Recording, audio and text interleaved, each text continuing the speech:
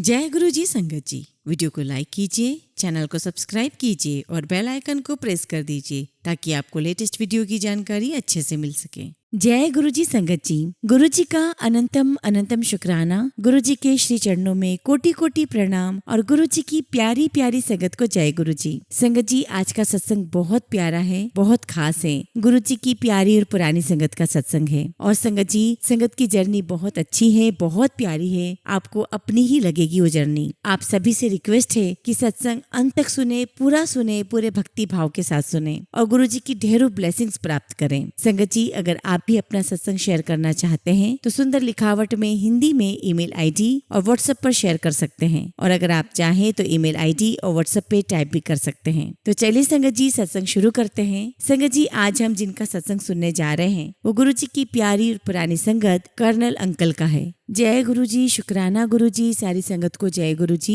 गुरु जी महाराज का लख लख शुक्राना कि उन्होंने मुझे मौका दिया कि मैं अपनी जर्नी संगत के साथ शेयर कर सकूं। संगत जी, सबसे पहले मैं आप सबको ये बताना चाहता हूँ कि मैं गुरु जी महाराज से कैसे जुड़ा, या मैं ये कहूँ कि गुरु जी महाराज ने मुझे अपने से कैसे जोड़ा। बात उन दिनों की है संगत जी, जब मेरी पोस्टिंग जालंधर में थी। एक दिन संगत जी, जब मैं ऑफिस से शाम को घर आया तो मैंने देखा कि मेरी वाइफ ने ड्राइवर को इशारा करके कहा कि वो ना जाए। मुझे लगा कि शायद वाइफ को कहीं मार्केट जाना है, शॉपिंग करनी होगी। तो जब मैं ऊपर घर पर आया तो मैंने वाइफ से पूछा कि कहीं जाना है क्या। तो वाइफ ने कहा कि हाँ, आज मुझे सत्संग में जाना है, गुरुजी के सत्संग में। तो मैंने कहा, गुरुजी के सत्संग, ये कौन से गुरुजी हैं? तो वाइफ कहती कि मुझे ये तो नहीं पता कि गुरुजी कौन से हैं, बस मैं गुरुजी के सत्संग में जा रही हूँ। तो मैंने कहा कि ऐसी बात है कि गुरुजी के सत्संग में जा रहे हो तो 10-15 मिनट रुक जाओ, मैं भी साथ चलता हूँ, मैं घर पे बैठकर क्या करूंगा। और फिर संगत जी, 10-15 मिनट के अंदर मैं रेडी हो गया और हम दोनों हस्बैंड वाइफ गुरुजी महाराज के मंदिर में चले गए। संगत जी, इससे पहले मैं आपको बताना चाहता हूँ कि मैं इतना धार्मिक व्यक्ति नहीं हूँ। हाँ, बचपन से मैं भोलेनाथ को मानता आया हूँ, बचपन से मैं शिव जी की पूजा करते आया हूँ, तो मेरी आस्था भोलेनाथ में है। लेकिन मेरी वाइफ संगत जी बहुत ज्यादा आस्तिक है, भगवान में बहुत विश्वास करती है, और अगर उसे कहीं भी पता चल जाए कि कोई संत आए हैं, कोई महापुरुष आए हुए हैं, वो उनके दर्शन करने पहुंच ही जाती है। खैर, हम लोग भी गुरुजी महाराज के दरबार में पहुंचे। जब हम दरबार में पहुंचे तो मैंने देखा कि गुरुजी महाराज अपनी गद्दी पे विराजमान है। और संगत जी, उनको जब देखा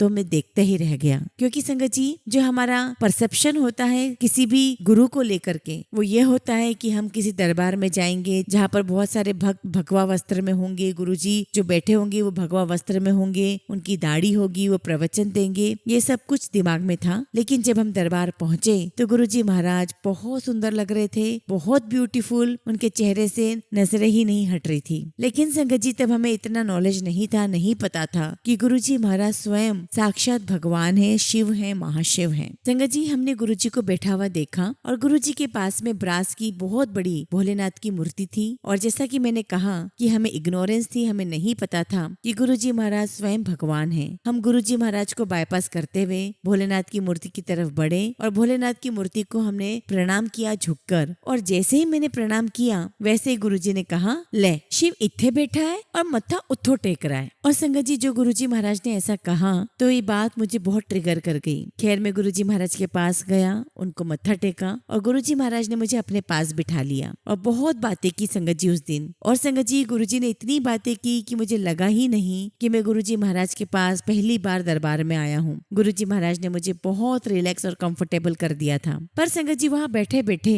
मेरे मन में एक लालच उत्पन्न हुआ। मेरा मन हो रहा था बार बार कि मैं गुरुजी महाराज के चरण को छू लूं। हालांकि मैंने सुना था कि जो महापुरुष होते हैं, जो संत लोग होते हैं, वो अपने चरण नहीं छूने देते। और मैं धीरे धीरे अपने हाथ चोरी चुपके गुरुजी के चरणों की तरफ बढ़ा रहा था और मैंने बहुत हिम्मत करके गुरुजी के चरण को पकड़ लिया, छू लिया। मैंने देखा कि गुरुजी ने अपने चरण नहीं हटाए। और संगत जी, गुरुजी की इस बात ने मुझे बहुत एनकरेज किया और मैं आराम से गुरुजी महाराज के पैर दबाने लगा। और संगत जी, गुरुजी महाराज के चरणों में मैं ऐसा खोया कि मुझे पता ही नहीं चला कि दरबार में कब संगत हो गई, कब सत्संग हो गए, प्रसाद आ गया। और मुझे तब पता चला जब गुरुजी महाराज ने स्वयं मुझे कहा कि ले, प्रसाद ले ले। और संगत जी, बस ऐसे आगे सिलसिला बढ़ता रहा। और जब भी गुरुजी महाराज मुझे अपने पास बिठाते तो मैं समझ जाता था कि आज मुझे भरपूर मौका है गुरुजी महाराज के चरणों को दबाने का, उनकी सेवा करने का। और कई बार तो ऐसा होता था संगत जी कि जब हम सारी संगत नीचे बैठे होते थे तो गुरुजी नीचे हमारे पास आ जाते और वहीं पर लेट जाते। और गुरुजी हमसे इतने करीब लेटते थे कि बस सीधे मैं तो उनके चरण पकड़ के बैठ जाता था और मेरा पूरा ध्यान गुरुजी के सिर्फ चरणों में रहता था। और संगत जी, जब गुरुजी महाराज हमारे पास बैठते तो कई सारी बातें करते थे, देश के बारे में, मिलिट्री के बारे में, आर्मी के बारे में, देश विदेश के बारे में। ऐसे पूछा करते थे संगत जी जैसे कि उन्हें कुछ भी ना पता हो, जबकि वो सब कुछ जानते थे। और हमें ऐसा लगता था कि अरे वाह, गुरुजी ने हमसे पूछा, हमसे बड़ा ज्ञानी तो कोई हो ही नहीं सकता। और हम भी बड़े शान से गुरुजी को जवाब देते। संगत जी, मैं अब आपको 1996 का एक सत्संग सुनाता हूँ। संगत जी, 1996 में मेरा ट्रांसफर जम्मू कश्मीर में हो गया था। और संगत जी, उन दिनों आर्मी का एक बहुत बड़ा क्रिटिकल मिशन डिपो था। और संगत जी, जम्मू कश्मीर में एज ए एडमिनिस्ट्रेटिव ऑफिसर मेरी पोस्टिंग हुई। और संगत जी, ये मई महीने की बात होगी जब मेरी पोस्टिंग लेटर मेरे पास आया। तो मैं गुरुजी महाराज को बताने के लिए गया कि गुरुजी, मेरी पोस्टिंग लेटर आ गया है और मुझे वहाँ पोस्टिंग मिली है जम्मू कश्मीर में। और जब मैंने ऐसा बताया तो गुरुजी महाराज मुझे देखकर बस मुस्कुराते रहे और ऐसा लग रहा था कि जैसे मेरी बात को सुन के अनसुना कर दिया कि हाँ ठीक है, चल तेरा पोस्टिंग आया होगा। और संगत जी, गुरुजी महाराज ने उस वक्त कुछ भी नहीं बोला। फिर मैंने 1-2 दिन बाद फिर बताया। मुझे लगा शायद उस दिन ध्यान नहीं दिया होगा गुरुजी ने, मैं फिर बता देता हूँ। और संगत जी, जब मैंने दोबारा बताया तब भी गुरुजी महाराज ने मुझे देखा और बस सिर्फ मुस्कुराया, मुझसे कुछ भी नहीं कहा। संगत जी, पोस्टिंग से पहले डाइनिंग आउट पार्टी होती है। तो हमारी डाइनिंग आउट पार्टी से पहले 3-4 दिन पहले मैंने गुरुजी महाराज को कहा कि गुरुजी, मेरी डाइनिंग आउट पार्टी है और मेरे जाने का समय आ गया है। तो गुरुजी ने मुझे देखा, मुस्कुराया और मुझे एक ही शब्द बोला, एक ही बात बोली कि दुश्मनों से तुझे लड़ना है, डराना नहीं है। और संगत जी, इस बात का क्या मतलब था मैं नहीं समझ पाया। दुश्मन से लड़ना है, दुश्मन को डराना नहीं है, जा ऐश कर। शायद संगत जी, गुरुजी महाराज मुझे नहीं जाने देना चाहते थे, या मैं ये कहूँ कि वो मेरे लिए राइट टाइम नहीं था जाने का। अब संगत जी, डाइनिंग आउट की पार्टी हो गई, मंडे ट्यूसडे का दिन होगा। मेरे बॉस ने मुझे कहा कि चंडीगढ़ रेजिमेंट में वहाँ का कोई केस आया है और चूंकि वहाँ पर तुम 3 साल रह चुके हो, वहाँ के बारे में बहुत अच्छे से जानते हो, तो मैं चाहता हूँ कि तुम ये रेजिमेंट का जो केस है वो तुम हैंडल करो। और संगत जी, अगले दिन मुझे जाना था। मैं सुबह 4:30 बजे उठ गया, सब कुछ रेडी हो गया और तभी मेरे बॉस का फोन आया कि अभी नहीं जाना है, चंडीगढ़ में बात हुई है, जब भी वहाँ जाना होगा फोन करके बता दिया जाएगा। तो संगत जी, मेरा जाना कैंसिल हो गया। मैं तैयार तो हो ही गया था, तो मैंने सोचा कि चलो वॉक लेकर आता हूँ। अब संगत जी, जब मैं वॉक के लिए अपनी रेजिमेंट से निकल रहा था तो मैंने देखा कि वहाँ पर फुटबॉल का मैच हो रहा था। अब संगत जी, मैं भी फुटबॉल खेलने के लिए चला गया। हालांकि मैं बहुत अच्छा प्लेयर तो नहीं हूँ, लेकिन संगत जी यस कि मैं थोड़ा बहुत खेल लेता हूँ। अब संगत जी, फुटबॉल खेलते खेलते वहाँ का एक प्लेयर जो कि हेल्थ में अच्छा खासा था, वो मेरे इस उल्टे हाथ के ऊपर गिरा और जैसे ही वो गिरा संगत जी, मेरे हाथ की हड्डियां टूट गई। और संगत जी, तब तक मिलिट्री के डॉक्टर वहाँ पहुंच चुके थे। उन्होंने मुझे देखा और कहा कि आपको तो फ्रैक्चर हुआ है और आपको सीधे हॉस्पिटल पहुंचना पड़ेगा। और फिर संगत जी, मैं डॉक्टर के साथ मिलिट्री हॉस्पिटल पहुंच गया। और संगत जी, जब मेरे सबऑर्डिनेट्स को खबर लगी तो उन्होंने मेरे घर पर जाकर के बताया, मेरी वाइफ को बताया, मेरे माता पिता भी मेरे साथ ही रह रहे थे, उन्हें भी पता चला। तो मेरे पिताजी ने सबऑर्डिनेट को कहा कि क्या वो रो रहा था? तो मेरे सबऑर्डिनेट ने कहा कि नहीं अंकल, उनको रोते हुए तो नहीं देखा, लेकिन हाँ बस वो हाथ पकड़ के हंस रहे थे, बातें कर रहे थे। तो मेरे पिताजी कहने लगे कि इतनी आसानी से वो रोने वालों में से नहीं है। और संगत जी, जब डॉक्टर ने हाथ देखा, प्लास्टर चढ़ाया, तब मुझे दर्द हुआ, तब मैं चिल्लाया। अब संगत जी, मेरे हाथ का ऑपरेशन होने वाला था, लेकिन संगत जी, उन दिनों हॉस्पिटल का जो एनेस्थेटिक था वो नहीं था, वो आउट ऑफ स्टेशन गया हुआ था। अब संगत जी, हॉस्पिटल में लेटे लेटे 3 दिन हो चुके थे। डॉक्टर खुद परेशान हो रहे थे क्योंकि एनेस्थेटिक जो था वो आया ही नहीं था। और संगत जी, वो शनिवार का दिन था। तो डॉक्टर मुझे कहने लगे कि सर, मुझे लगता है कि जो एनेस्थेटिक है वो मंडे ट्यूसडे ही आएगा और आपका ऑपरेशन भी तभी संभव हो पाएगा। तो मैंने कहा कि ठीक है, जैसी गुरुजी की मर्जी।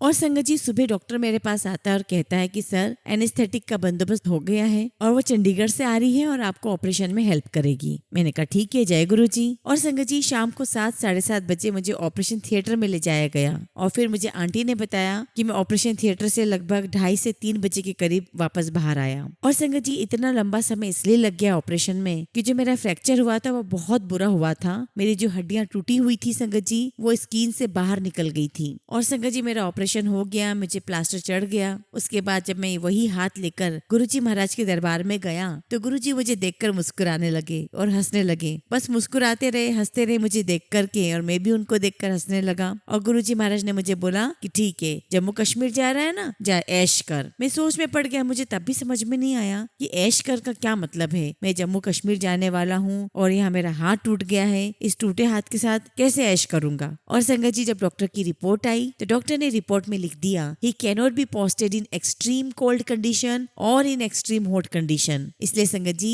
मेरी पोस्टिंग फिर से चेंज हो गई और मेरे लिए फिर से पोस्टिंग का ऑर्डर चेंज किया गया। जम्मू कश्मीर से अब रांची कर दिया गया। और फिर संगत जी जब मैं गुरुजी महाराज के दरबार में पहुंचा और मैंने जब बताया गुरुजी को कि गुरुजी मेरी पोस्टिंग जम्मू कश्मीर से रांची हो गई है, तो गुरुजी बड़े हंसने लगे और हंसते हंसते मुझे कहने लगे कि ठीक है, जा चला जा ऐश कर। और फिर साथ में गुरुजी ने ये भी कहा कि तेरा भी समय नहीं आया, जब तेरा समय आएगा तब तू जाएगा। और संगत जी फिर कुछ समय के बाद मेरी रांची पोस्टिंग हो गई, मैं वहां चला गया। लेकिन बीच बीच में मैं हमेशा गुरुजी महाराज के पास आता रहा और गुरुजी भी किसी न किसी बहाने से अपने पास बुलाते भी रहते थे और मैं कोई भी मौका नहीं छोड़ना चाहता था गुरुजी महाराज के पास जाने का। संगत जी आपको मैं यह बताना चाहता हूँ कि मेरी पोस्टिंग जब रांची हुई तो रांची में पोस्टिंग मेरी कारगिल युद्ध के 2 महीने पहले हुई थी। तो गुरुजी महाराज ने मुझे आशीर्वाद देते हुए कहा कि जा पोस्टिंग ज्वाइन कर ले और तैयार हो जा युद्ध के लिए। और संगत जी कारगिल वॉर के दौरान मैं उरी सेक्टर में था, बारामूला उरी सेक्टर आप लोगों ने सुना होगा। और संगत जी वहाँ जो हुआ वो सबको पता है, लेकिन मैं ऐश करता रहा क्योंकि गुरुजी महाराज मुझे यही बोलते रहे जा ऐश कर। मेरे रेजिमेंट में संगत जी एक भी जवान को खरोच तक नहीं आई। सभी ने अपनी ड्यूटी बहुत अच्छे से निभाई, सबने बहुत अच्छे से अपनी ड्यूटी निभाते हुए लड़ाई लड़ी, लेकिन किसी को एक खरोच तक नहीं थी। अब संगत जी मैं आपको बताना चाहता हूँ कि जब मेरा पहले जम्मू कश्मीर में पोस्टिंग हुई थी तब मुझे गुरुजी महाराज ने क्यों नहीं जाने दिया, तब मैं क्यों नहीं आ पाया। संगत जी इसलिए क्योंकि मेरी जगह पे जो ऑफिसर गया था उस दौरान वहाँ पर बहुत बड़ा बॉम्ब ब्लास्ट हुआ और उस बॉम्ब ब्लास्ट में उस ऑफिसर के दोनों पैर कट गए थे और संगत जी उस ऑफिसर का पूरा करियर वहाँ पे खत्म हो गया था। इसलिए गुरुजी महाराज मुझे वहाँ नहीं भेजना चाहते थे। और तो और संगत जी गुरुजी महाराज की कृपा देखिए, मुझे कारगिल वॉर में भी भेजा लेकिन मेरे रेजिमेंट के किसी भी जवान को कुछ भी नहीं हुआ और आज मैं आप सबके बीच में अपना सत्संग शेयर कर रहा हूँ। वरना तो आप सब जानते हैं कि कारगिल युद्ध में क्या क्या हुआ है। और संगत जी मैं आपको बताना चाहता हूँ कि मैं अपनी रेजिमेंट का हमेशा हौसला अफजाई करता रहा हूँ। मैंने हमेशा उनको खुश मिजाज रहने के लिए प्रेरित किया है क्योंकि मेरा ऐसा मानना है कि अगर मौत आनी है तो वो तो आएगी ही, तो मौत आने से पहले क्यों मरना है, हम क्यों ना मुस्कुराएं और औरों को भी मुस्कुराने का मौका दें। और संगत जी पूरी वॉर के समय मुझे 1.1 सेकंड के लिए भी कोई टेंशन नहीं हुआ।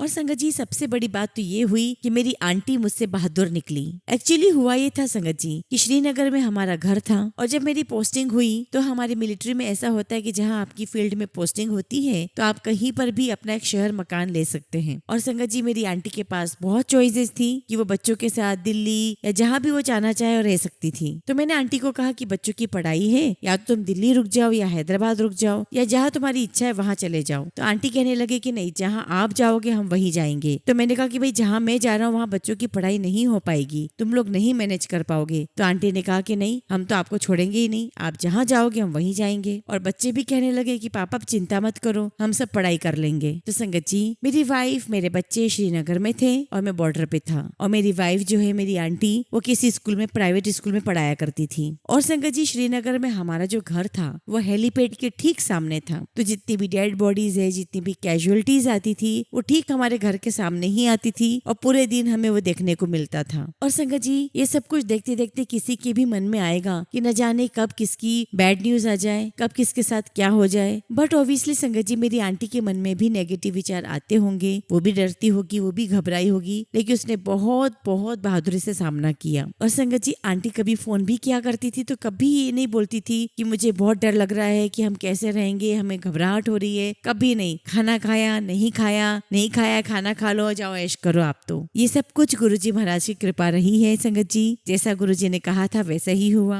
संगत जी मैं आप सबके साथ एक सत्संग और शेयर करता हूँ। ये बात रही होगी 2006 की, तब मेरी पोस्टिंग दिल्ली में थी। और संगत जी दिल्ली में हमें बंगला अलॉट नहीं हो पाया था, तो तब तक संगत जी मिलिट्री के हॉस्टल में हम लोग रह रहे थे, जो हमें 2 BHK फ्लैट दिया गया था और हमारे रहने के लिए सफिशिएंट था। अब शाम को संगत जी गुरुजी के बड़े मंदिर गए, मेरे साथ मेरी वाइफ थी और एक मिलिट्री के और फैमिली थी, वो हम दोनों फैमिली गुरुजी के दरबार गए हम लोग। अब संगत जी रात में जब हम गुरुजी महाराज के दरबार से वापस अपने घर आ रहे थे तो जो हमारी रेजिमेंट है वो उस पार थी, हम इस पार थे और जो ऑफिसर हमारे साथ थे वो भी उस पार ही रहते थे। अब संगत जी हमने उन ऑफिसर को कहा कि आप हमें यही रास्ते में छोड़ दीजिए, मैं और मेरी वाइफ हम दोनों चले जाएंगे, आपका ड्राइवर भी काफी समय से वेट कर रहा है, आप लोग अपने घर निकल जाइए। और संगत जी हम उतर गए और हमारे साथ में जो कलीग थे उनको हमने उनके साथ भेज दिया और फिर संगत जी मैं और आंटी पैदल पैदल आने लगे। और वो जो रास्ता था संगत जी वो बहुत ढलान पर था। अचानक से संगत जी एक मोटरसाइकिल आती है, कहाँ से आती है समझ में नहीं आया। इस प्रकार से उसने हमको हिट किया कि मेरी आंटी एक तरफ, मैं एक तरफ तरफ और हम दोनों के बीच में मोटरसाइकिल और उसको चलाने वाला गिरा हुआ था। और संगत जी जब आंटी भी गिरी, मैं भी गिरा,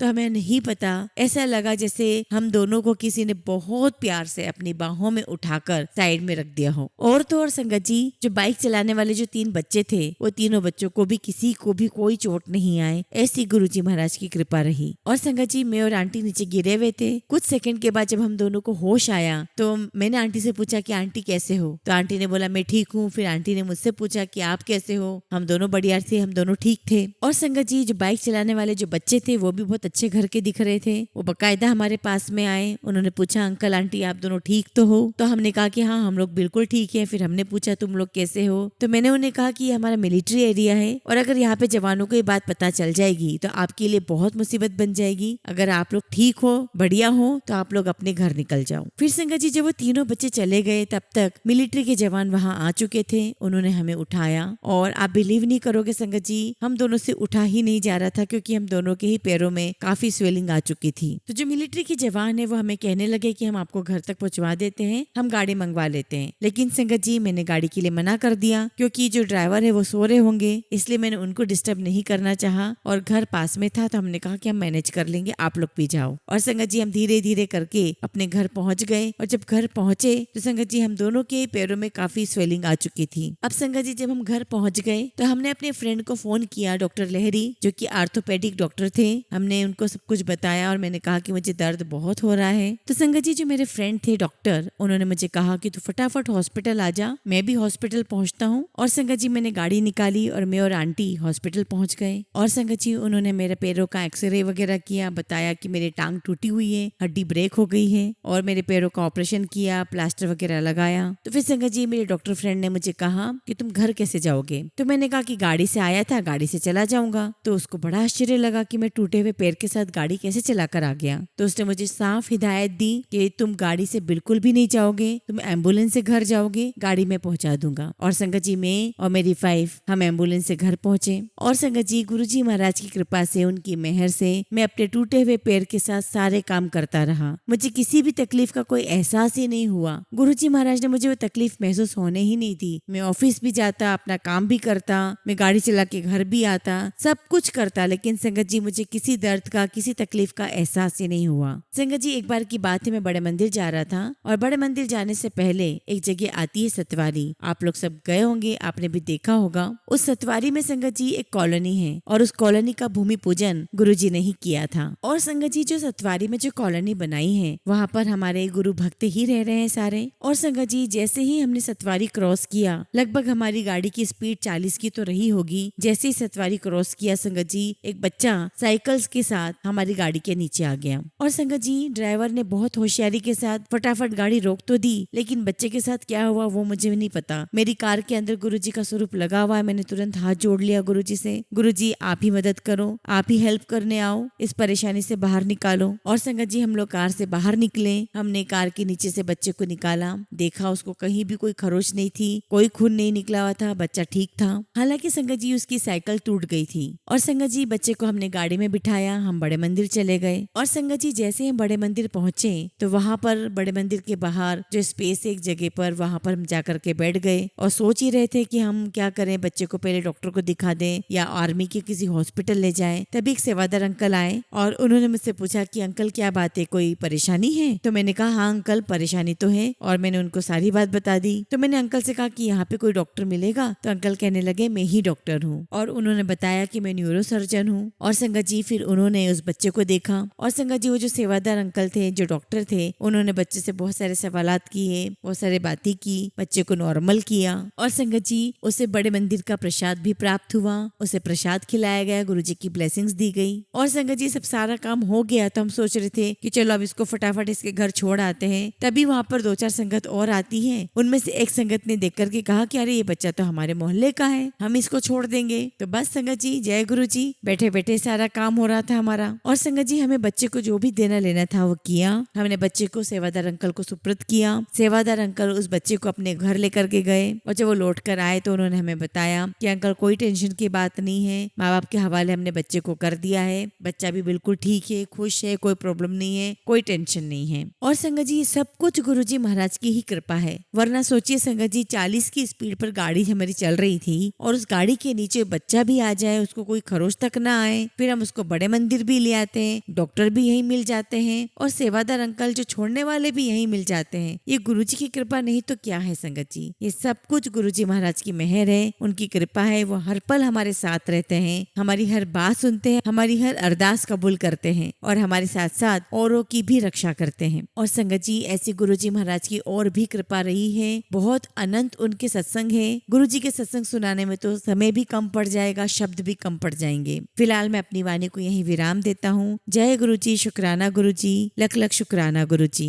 संगत जी अगला सत्संग हम अनुराग गुप्ता अंकल का सुनेंगे और अंकल ने अपना सत्संग हमें ईमेल के थ्रू सेंड किया है। जय गुरुजी, शुक्राना गुरुजी, सारी संगत को जय गुरुजी। गुरुजी के चरणों में अनंतम अनंतम शुक्राना। सत्संग शुरू करने से पहले मैं टीना आंटी का शुक्राना करना चाहूंगा, जो अपनी मधुर वाणी में समस्त संगत के सत्संग सभी तक पहुंचाने का पवित्र कार्य कर रही हैं। गुरुजी अपनी बेटी टीना आंटी और समस्त संगत पर अपनी मेहर की वर्षा करते रहें। जय गुरुजी। संगत जी ये मेरा तीसरा शुक्राना सत्संग है। सत्संग शुरू करने से पहले मैं गुरुजी का मंत्र जाप करना चाहूंगा। ओम नमः शिवाय, शिव जी सदा सहाय। ओम नमः शिवाय, गुरुजी सदा सहाय। संगत जी जो भी सत्संग में सुनाने जा रहा हूँ ये गुरुजी से जुड़ने से बहुत पहले का है। जो कुछ भी मेरी लाइफ में अच्छा हुआ वह सब हमारे प्रिय पूजनीय गुरुजी की मेहर से ही हुआ। जैसा मैंने अपने दूसरे सत्संग में बताया था, मैं नित्य प्रतिदिन भोले बाबा और साईं बाबा के मंदिर जाता था। नित्य प्रतिदिन कभी किसी कारणवश अगर नहीं जा पाया होगा तो वह भी ईश्वरी इच्छा होगी। मैं उस समय एक बहुत बुरी आदत से घिरा हुआ था और एक पर्टिकुलर टाइम पर मुझे शराब पीने की लत लग चुकी थी। मेरे कारण सब घर वाले भी दुखी और परेशान रहते थे। लेकिन जैसे सब जानते हैं बुरी आदत लगाना बहुत आसान है, उससे पीछा छुड़ाना बहुत मुश्किल है। उस पीरियड के दौरान मैं बहुत ही ज्यादा नशा करने लग गया था। नशे की गिरफ्त में होने के कारण अपने काम धंधे पर भी ध्यान नहीं देता था। पैसे की बर्बादी, बिना सोचे समझे पैसे खर्च करना, घर की जरूरतों के आगे सिर्फ अपना स्वार्थ ही दिखता था और सब चीज नगण्य हो जाती थी। घर में मेरी आंटी जी, माता जी, बच्चे, छोटे भाई, उनका परिवार सब दुखी और परेशान रहते थे। शॉप की पेमेंट्स टाइम पर नहीं देता था, हर चीज में टालम टोल करता था। संगत जी ये सत्संग इसी दौरान का है। ये मैंने जो कुछ भी यहाँ बताया 100% सही है। एक दिन मैंने शॉप पर पेमेंट्स के कुछ चेक दिए हुए थे। ये शुक्रवार की बात है। शुक्रवार को मेरे 2 चेक क्लियर हो गए थे और एक चेक मंडे को आने वाला था, क्योंकि सैटरडे का चेक था पर बैंक हॉलिडे के कारण वह चेक मंडे को लगना था। संगत जी उस दिन मेरे अकाउंट में सिर्फ उस चेक के बराबर ही अमाउंट था, तो मैं बेफिक्र था कि बैंक अकाउंट में पैसे हैं। लेकिन तभी एक 25,000 का अमाउंट बैंक से डिडक्ट हो गया। वो मेरी कार की किस्त कट गई, 2 किस्तें एक साथ। उस समय 4 बजे का समय था। अब मेरे लिए समस्या हो गई, क्योंकि उस दिन मेरे पास बिल्कुल भी कैश नहीं था। अब आप सोच रहे होंगे कि अभी तो दुकानदारी का समय है तो देर रात तक तो बिक्री हो ही जाती है। लेकिन संगत जी सोचा तो मैंने भी ऐसा ही था, परंतु मेरा काम उन दिनों अच्छा नहीं चल रहा था। इस तरह शनिवार को भी मेरा दुकान पर कुछ भी काम नहीं हो पाया। किसी तरह थोड़े थोड़े पैसे कर कर बैंक में डिपॉजिट किए। संडे को भी जो बिक्री हुई बैंक में एटीएम से डिपॉजिट कर दिए, लेकिन तब भी 5,000 रुपए बाकी थे। अब क्या करूं, कुछ समझ ही नहीं आ रहा था। सबसे ले देख कर दुकान की बिक्री इत्यादि सब जमा कर दिए थे। मैं मायूस हो रहा था। फिर मैंने सोचा अब क्या कर सकता हूँ, जो होगा देखा जाएगा। फिर रात में मैं ऐसे ही अपने मोबाइल में मैं अपना गूगल पे चेक कर रहा था, तो उस समय गूगल पे में कैश रिवार्ड्स आते थे, आई मीन कैशबैक ऑफर्स आते थे। मेरे गूगल में 3 कैशबैक स्क्रैच कार्ड थे। मैंने पहले एक को स्क्रैच किया तो उसमें मुझे 50 रुपए का कैशबैक आया। दूसरा किया तो उसमें भी मुझे 28 रुपए मिले। अब एक स्क्रैच कूपन बचा तो मैंने उसे भी स्क्रैच किया। तो संगत जी जब मैंने तीसरे कूपन को स्क्रैच किया तो मेरी आंखें ही फटी रह गई। संगत जी आप विश्वास नहीं करोगे, मुझे भी विश्वास नहीं हो रहा था। संगत जी उस स्क्रैच कूपन में मुझे पूरे के पूरे 5,000 रुपए कैशबैक आया था। और संगत जी उस चेक को कैश करवाने के लिए भी मुझे केवल 5,000 रुपए की ही आवश्यकता थी। कहते हैं ना, जब मुसीबत आती है हम उस समय ईश्वर को याद करते हैं। मैंने भी वही सब किया। भगवान को लालच दिया, भगवान मदद कर दो, अब कभी नशा नहीं करूंगा, आपका प्रसाद चढ़ाऊंगा इत्यादि। लेकिन जैसे मैंने पहले सत्संग में कहा था, उस समय मुझे लगता था कि ये तो मेरी किस्मत अच्छी है नहीं, ये सब उस ईश्वरी भोलेनाथ महाशिव हमारे गुरुजी की मेहर थी। क्योंकि आज मुझे पता है उन्होंने मेरा हाथ पहले ही थाम लिया किया था, जिसका अनुभव मुझे अब जाकर हो रहा है। इतने दयालु है हमारे गुरुजी। अब मैं अपने सत्संग को यही विराम देता हूँ और टीना आंटी को धन्यवाद देता हूँ जो हमारे सत्संग को अपनी मधुर वाणी से समस्त संगत तक पहुँचा रही है। टीना आंटी से एक बात और कहना चाहता हूँ कि आपकी आवाज बहुत ही ज्यादा इम्प्रेसिव और मधुर है।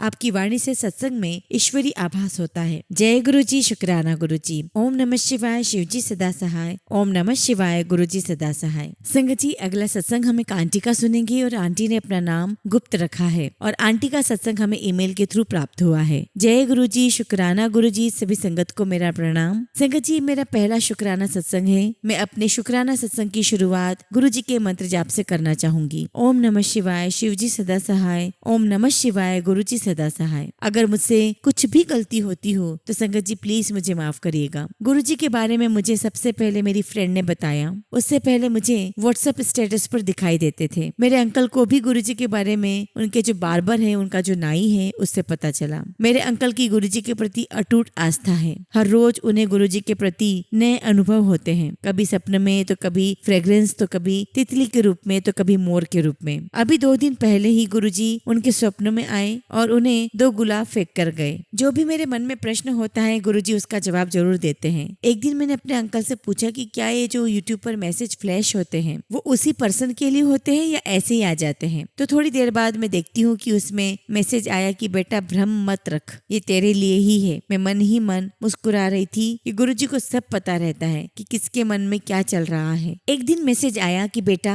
मैं तुम्हें बहुत बड़ी खुशखबरी देने वाला हूँ, तुझे 7 नंबर की ब्लेसिंग से ब्लेस करने वाला हूँ। संगत जी, मैंने एक एग्जाम दिया है जिसमें मुझसे ऊपर 7 बच्चे हैं। सिलेक्शन से अभी मैं 7 कैंडिडेट से पीछे हूँ। गुरुजी ने कहा है कि 7 नंबर ब्लेस किया है, तो उनकी माया वही जाने वो मुझे कैसे ब्लेस करेंगे। गुरुजी से जुड़ने के बाद बहुत पॉजिटिव हो गई हूँ। रिजल्ट के 2-3 दिन बाद परेशान थी, लेकिन धीरे धीरे एक ठहराव सा आ रहा है। मन में एक विश्वास जग रहा है कि जो भी गुरुजी करेंगे उसमें मेरा भला ही होगा। शुक्राना मेरे गुरुपा। एक दिन मैसेज आया कि तेरे अकाउंट में पैसे आने वाले हैं और 2 दिन बाद देखती हूँ कि मेरे अकाउंट में पैसे क्रेडिट हुए हैं जो एक जगह मैंने इन्वेस्ट किया हुआ था। मुझे भरोसा ही नहीं था कि वह पैसा वापस भी आ सकता है, लेकिन गुरुजी की मेहर इतनी है कि सब संभव हो पा रहा है। लख लख शुक्राना गुरुजी, लख लख शुक्राना। एक दिन संगत जी मेरी किसी के साथ थोड़ी अनबन हो गई थी, तो उस बारे में मैंने अपनी बहन व अपनी सहेली से बात की। अगले दिन मुझे मैसेज फ्लैश होता है कि बेटा जिससे अनबन हुई है उसी से अपनी बात रखो, किसी और से मत कहो। गुरुजी हमें सही और गलत में अंतर करना सिखाते हैं। गुरुजी आपके श्री चरणों में यही अरदास है कि हमेशा अपने आप से हमें जोड़ कर रखना, हमें नेगेटिव लोगों से बचाना, मेरे ससुराल और मायके दोनों पर अपनी कृपा दृष्टि बनाए रखना। लख लख शुक्राना मेरे गुरुपा, लख लख शुक्राना। ओम नमः शिवाय, शिव जी सदा सहाय। ओम नमः शिवाय, गुरुजी सदा सहाय। जय गुरुजी, शुक्राना गुरुजी। संगत जी, अगला सत्संग हम प्रीतम गुप्ता अंकल का सुनेंगे और अंकल ने अपना सत्संग हमें ईमेल के थ्रू सेंड किया है। जय गुरुजी, शुक्राना गुरुजी। अनंतम अनंतम शुक्राना मेरे गुरुजी। संगत जी, ये मेरा पहला शुक्राना सत्संग है जिसे मुझे बहुत पहले शेयर करना था, लेकिन आज कर रहा हूँ। संगत जी, अपने पिछले 4 वर्षों की जर्नी एक सत्संग में शेयर नहीं कर पाऊंगा, क्योंकि गुरुजी की ब्लेसिंग से जुड़े बहुत सारे ऐसे एक्सपीरियंसेस हैं जो एक सत्संग में शेयर करना असंभव है, क्योंकि काफी लंबे समय का सत्संग हो जाएगा। इसलिए मैं इसे अपने अगले सत्संग में शेयर करता रहूंगा। संगत जी, गुरुजी के मंत्र जाप से मैं अपना सत्संग शुरू करूंगा। ओम नमः शिवाय, शिव जी सदा सहाय। ओम नमः शिवाय, गुरुजी सदा सहाय। संगत जी, मैं गुरुजी से वर्ष 2020 में एक अंकल के माध्यम से जुड़ा, जिनसे मेरा दूर दूर तक का कोई रिश्ता या जान पहचान नहीं थी, बल्कि उनसे अचानक मिला तो नजदीकी धीरे धीरे बढ़ती चली गई। लेकिन जब ये बात आज सोचता हूँ और अपने जीवन के बीते कुछ वर्षों के वक्त को याद करता हूँ, तो मुझे एहसास होता है कि जिन अंकल से मैं अचानक मिला और उनके माध्यम से गुरुजी को पहली बार जाना, यह सारी घटना गुरुजी की इच्छा अनुरूप पूर्व निर्धारित थी, क्योंकि 2020 के बाद मेरे जीवन का बुरा दौर और संघर्ष शुरू होने वाला था और गुरुजी ने पहले से अपना एक दूत मेरे जीवन में भेज दिया था, क्योंकि इन्हीं अंकल ने मुझे पूरी तरह संभाला और मेरे न चाहते हुए भी वो मुझे बड़े मंदिर अक्सर ले जाया करते थे। यह सब गुरुजी की इच्छा के अनुरूप ही घटित हो रहा था। संगत जी, मैं दिल्ली के बहुत प्रतिष्ठित विश्वविद्यालय से अपनी पढ़ाई पूरी कर रहा था और मैं स्कॉलरशिप से अपने सारे खर्चे उठा रहा था। यूनिवर्सिटी हॉस्टल में बहुत कम खर्चे में मेरा गुजारा अच्छे से चल जाता था। मैं बल्कि वर्ष 2018 में लव मैरिज कर चुका था, तो मेरी आंटी जी की भी जिम्मेदारी मेरे ऊपर थी। संगत जी, जून 2020 के बाद मेरा स्कॉलरशिप भी बंद हो गया और मुझे बहुत जल्द हॉस्टल भी छोड़ना पड़ा। यह दौर भी कोरोना का था और हम दोनों बेरोजगार थे। साथ ही फैमिली की ओर से भी ऐसा कुछ फाइनेंशियल सपोर्ट नहीं था। ऐसी परिस्थिति में दिल्ली जैसे महंगे शहर में सरवाइव करना बहुत मुश्किल था, लेकिन उन अंकल ने अपने बच्चों की तरह हमें कभी किसी चीज की कमी नहीं होने दी। जहाँ परिवार को सपोर्ट में खड़ा होना था, वहाँ एक अनजान अंकल मेरी हर एक मुश्किल में खड़े थे। और जब मैं उनको बोलता था, अंकल मुझे बुरा लगता है जब आप मेरे लिए इतना कुछ करते हो, तो उनका एक ही कहना था, मैं नहीं, ये सब गुरुजी कर रहे हैं। यहाँ तक कि जब हॉस्टल के बाहर रहने की नौबत आई तो मकान का किराया इतने महंगे थे कि हिम्मत नहीं होती थी दिल्ली में रहने की। संगत जी, गुरुजी की कृपा तो देखो, अचानक एक मकान मुझे मेरे मोबाइल पर नो ब्रोकर एड में दिखा। जब ऑनर से बात किया तो वो भी गुरुजी के संगत निकले और उन्होंने बोला कि आप शिफ्ट हो जाओ, मैं आपसे मिनिमम रेंट ही लूंगा। मैं और मेरी आंटी शिफ्ट हो गए और उन बेरोजगारी और संघर्ष के दिनों में मेरे अंकल ने कभी फाइनेंशियल प्रेशर मुझे नहीं लेने दिया। बस वो बार बार मुझे बड़े मंदिर ले जाते। संगत जी, इससे आगे का सत्संग मैं अपने अगले सत्संग में शेयर करूंगा, जिसमें गुरुजी ने मुझे कैसे फर्स्ट क्लास गवर्नमेंट नौकरी भी दी और गाड़ी भी। जय गुरुजी, शुक्राना गुरुजी, लख लख शुक्राना गुरुजी, मेरी जिंदगी बदलने के लिए लख लख शुक्राना। मेरे साथ हर पल हर संग रहने के लिए गुरुजी लख लख शुक्राना। ओम नमः शिवाय, शिवजी सदा सहाय। ओम नमः शिवाय, गुरुजी सदा सहाय।